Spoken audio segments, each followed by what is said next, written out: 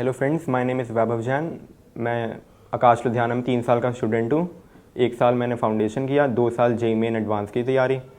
मुझे यहाँ का टीचर का सपोर्ट और कम्पिटिटिव एनवायरनमेंट बहुत अच्छा लगा। मेरे बोर्ड्स में 92% आए, तो मैंने डिसाइड किया मैं यहीं पर स्टडी करूँगा।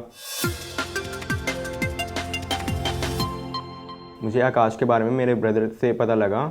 उसने भी यहीं से जेईई क्रैक करा था और वो आईआईटी दिल्ली गया था पढ़ने। जेईई बहुत टफ़ एग्ज़ाम है, तो मुझे पता है उसके लिए कंसिस्टेंसी और हार्ड वर्क चाहिए। तो मैं हमेशा कंसिस्टेंट रहा पूरे 2 साल और क्लासेस लेता था, कोई क्लास मिस नहीं करी। उसके बाद क्लास के बाद जाके उसके नोट्स रिवाइज़ करता था। फिर नोट्स के अगर डाउट्स आते थे, कुछ समझ नहीं आता था, तो अगले दिन जाके पूछ लेता था। अगर आप भी एक स्ट्रैटेजी बना लेते हो और 2 साल उस पर कंसिस्टेंटली फॉलो करते हो, आपका भी रिज़ल्ट अच्छा आएगा। जेईई की प्रिपरेशन में हर किसी को कभी ना कभी स्ट्रगल्स आते ही हैं।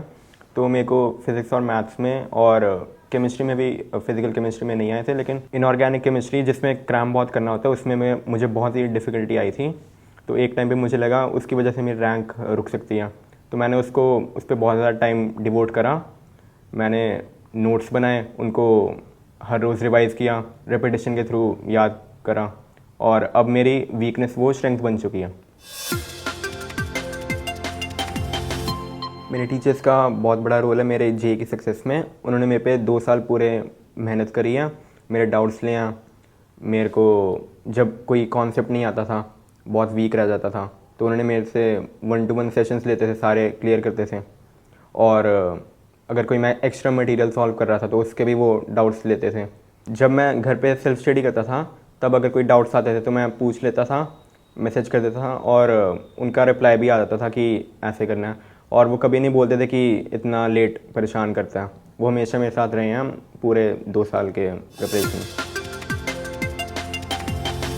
सिलेबस ख़त्म होने के बाद जो भी मेरे वीक टॉपिक्स थे और जो मुझे टफ़ लगते थे, उन पे मैंने फोकस करा।